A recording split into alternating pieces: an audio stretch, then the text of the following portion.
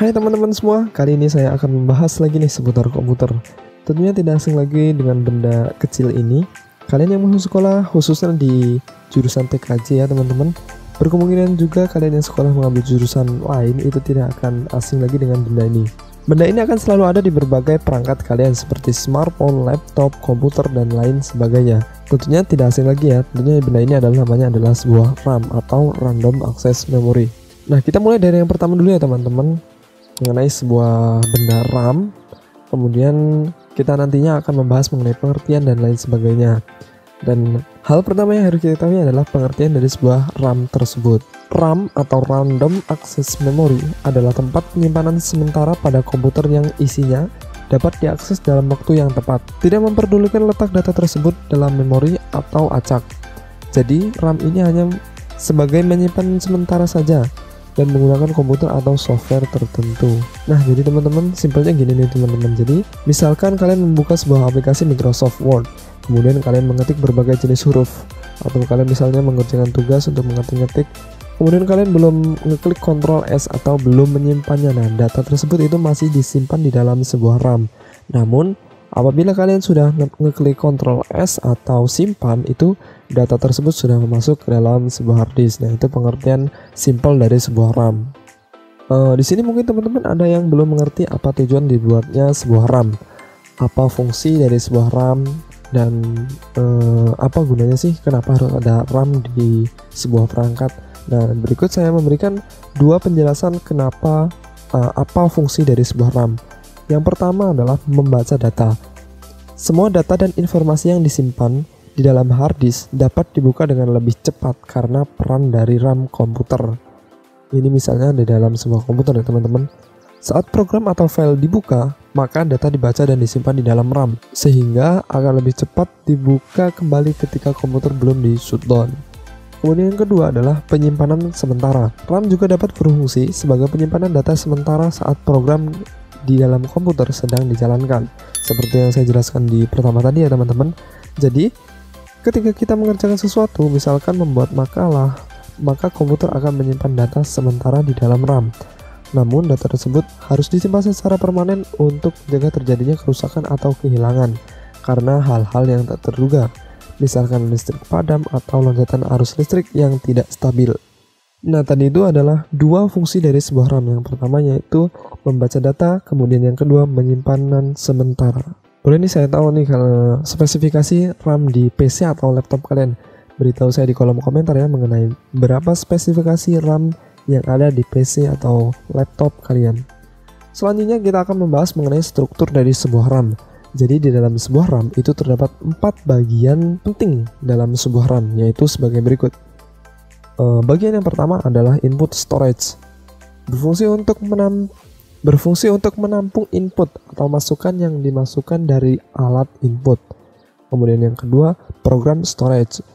Bagian dari RAM yang berfungsi sebagai penyimpanan instruksi program yang akan diakses. Kemudian yang ketiga, working storage. Merupakan bagian dari memori yang bertugas menyimpan data yang akan diolah dan hasil pengolahan. Kemudian yang terakhir ada output storage, berfungsi untuk menampung hasil akhir dari data yang akan ditampilkan ke perangkat output. Ini seperti logikanya komputer ya teman-teman. Pertama ada input data, kemudian ada program storage sebagai penyimpanan instruksi program, kemudian ada working storage merupakan bagian yang bertugas menyimpan data, kemudian ada outputnya. Kita sudah membahas mengenai apa itu RAM, kemudian apa fungsi dari sebuah RAM dan struktur dari sebuah RAM. Selanjutnya kita akan membahas berbagai jenis-jenis RAM yang ada. Tentunya kita mulai dari zaman yang terlebih dulu ya teman-teman ya. Ada beberapa jenis RAM di sini. Yang pertama adalah RAM atau dynamic RAM. Adalah jenis RAM yang secara berkala harus disegarkan oleh CPU agar data yang terkandung di dalamnya tidak hilang. Ini yang pertama teman-teman. Kemudian yang kedua ada SDRAM atau Synchronous Dynamic RAM. Adalah jenis RAM yang merupakan kelanjutan dari DRAM, namun telah disinkronisasi oleh clock system yang memiliki kecepatan lebih tinggi daripada DRAM. Cocok untuk sistem dengan bus yang memiliki kecepatan sampai 100 MHz. Kemudian yang ketiga ada RDRAM atau Rambus Dynamic RAM. adalah jenis memori yang lebih cepat dan lebih mahal daripada SD RAM. Memori ini bisa digunakan pada sistem yang menggunakan Pentium 4. Nah, jadi ini masih menggunakan Pentium 4, tentunya menggunakan komputer yang dulu ya teman-teman. Kemudian yang nomor 4 ada SRAM atau Static RAM. Adalah jenis memori yang tidak memerlukan penyegaran oleh CPU agar data yang terdapat di dalamnya tetap tersimpan dengan baik. RAM jenis ini memiliki kecepatan lebih tinggi daripada DRAM atau SDRAM. Kemudian yang kelima ada EDORAM atau Extended Data Output RAM. Adalah jenis memori yang digunakan pada sistem yang menggunakan Pentium. Masih menggunakan Pentium ya teman-teman. Cocok untuk yang memiliki bus dengan kecepatan sampai 66 MHz. Kemudian yang nomor 6 ada DDR-RAM. DDR-RAM adalah kependekan dari Double Rate Random Access Memory. DDR-RAM sering disebut juga dengan DDR saja. Jenis memori ini merupakan teknologi terurus atau kelanjutan dari SDRAM. Ada juga kelanjutan DDR2 Double Data Rate Generation 2, kemudian ada juga DDR3. Mungkin semakin kesini akan semakin lebih baik lagi. Dan ketahuilah teman-teman, dari 6 jenis RAM di atas yang sering kita gunakan saat ini, itu akan saya bahas di bawah ini. Mulai dari DDR1, DDR2, DDR3, DDR4 sampai dengan DDR5. Ya berarti ini lanjut ya teman-teman ya. Nomor 7 itu ada DDR RAM 1 atau DDR1. Munculnya RAM jenis DDR yaitu sekitar tahun 1995 sampai dengan 1996 dan akhirnya diterima pasar secara sempurna pada akhir tahun 2000. Adanya RAM DDR berdasarkan pada kebutuhan data yang luar biasa besar karena kemampuan SDR atau Single Data Rate dirasa sudah tidak mampu untuk menyesuaikan dengan kebutuhan data. Akhirnya dirancang Double Data Rate yang 2 kali lebih cepat. DDR1 memiliki kecepatan transfer data antara 200 MT per sekon sampai dengan 400 MT per sekon dan memiliki kecepatan bus clock berkisar antara 100 MHz sampai dengan 200 MHz. Saat ini komunikasi daya DDR1 cukup lumayan sekitar 2,5 volt. Dayanya ini masih menggunakan 2,5 volt ya teman-teman. Lebar bandwidth yang dimiliki DDR1 sekitar 1,6 GB pada saat itu. Kemudian nomor 8 ada DDR2. Tentu perkembangan RAM pastinya akan bisa mengimbang kecepatan proses dari CPU. Karena itu dikembangkanlah DDR2 dengan transfer dan clock speed yang lebih tinggi. DDR2 mampu diterima pasar dengan baik dan menjadi standar kualitas pada sekitar tahun 2004 sampai dengan 2008. Saat itu prosesor sudah masuk ke era Pentium. Komponen komputer kecepatan transfer RAM DDR2 berkisaran antara 400 sampai 1066 MT per sekon dan clock speed di rate 200 sampai dengan 533 MHz. Pada generasi DDR2, ukuran tiap keping RAM sudah berkapasitas 1 GB sampai dengan 2 GB. Komunikasi yang relatif lebih kecil hanya menggunakan 1,8 volt saja. Kemudian nomor 9 ada DDR3. Generasi ketiga bisa dikatakan cukup lama, menduduki tahta pasar karena mulai muncul di tahun 2009 dan di tahun 2019 juga masih ada yang menggunakannya. Ukuran sekeping DDR generasi ketiga sudah mencapai 8 GB pada tiap kepingnya. Kecepatan transfernya sudah cukup tinggi antara 800 sampai dengan 2133 MT per sekon dan clock speednya mencapai 400 sampai dengan 1066 MHz.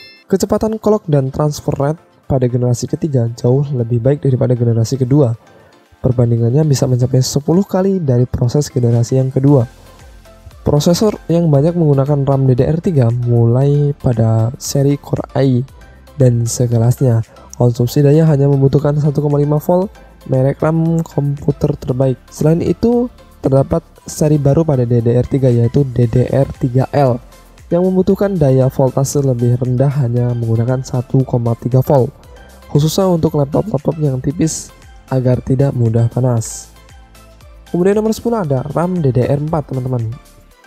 Generasi RAM DDR4 mungkin ramai di pasaran sekitar tahun 2013 sampai dengan 2015. DDR4 sudah mendukung kecepatan transfer rate antara 2133 sampai dengan 4266 MT per sekon dan clock speed 1066 sampai dengan 2133 MHz.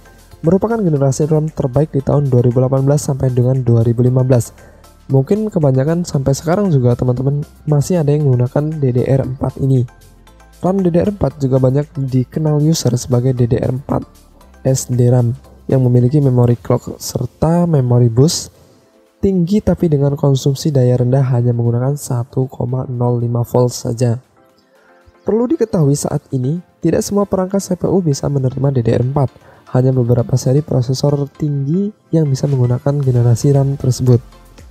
Namun teman-teman, sampai saat ini tuh masih banyak komputer yang menggunakan DDR3 dan DDR4. Ya karena kecepatannya juga sudah cukup dan kapasitasnya juga sudah ada yang sampai 16 GB. Kemudian yang terakhir ini teman-teman ada DDR5.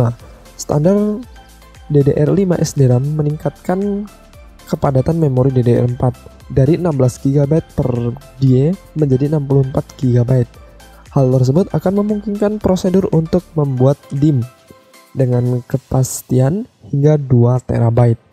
Dalam hal kecepatan dan maksimum, DDR5 akan menawarkan kecepatan 6,4 GB atau 2 kali lipat kecepatan dari DDR4. Namun, model pertama yang menembus pasar konsumen hanya akan mampu mencapai 4,8 GB yang merupakan peningkatan dari signifikan dibandingkan dengan DDR4. Maksimum kecepatan hanya 3,2 GB. Persyaratan daya juga telah diturunkan dengan standar voltase 1,1 volt pada DDR5 dibandingkan 1,2 yang dibutuhkan untuk DDR4. Dengan menggunakan jumlah yang sama, yakni 288 pin, dengan catatan kalau modul DDR5 SDRAM tidak akan kompatibel dengan slot DDR4 saat ini. Ya pastinya ya teman-teman, antara DDR1 dengan DDR5 itu pasti memiliki banyak sekali perbedaan. Dari DDR4 dengan DDR5 itu saja, misal RAM DDR5 itu dimasukkan ke RAM DDR4 itu tidak akan bisa ya teman-teman. Tentunya RAM dengan DDR5 ini sangatlah keren jika kita pakai dalam kehidupan sehari-hari. Di sini kalau komputer saya teman-teman, maksudnya komputer yang saya gunakan ini masih menggunakan DDR4 16 GB. Itu satu keping ya teman-teman. Gimana ini punya teman-teman? Berapa RAM di komputer atau laptop kalian? Boleh beritahu saya di kolom komentar. Mungkin sekian dulu pembahasan mengenai RAM. Semoga bisa bermanfaat untuk teman-teman semua. Jangan lupa untuk tinggalkan subscribe dan like video ini ya. Bagikan juga ke teman-teman kalian agar mereka tahu fakta menarik tentang sebuah RAM. Terima kasih. Salam karya.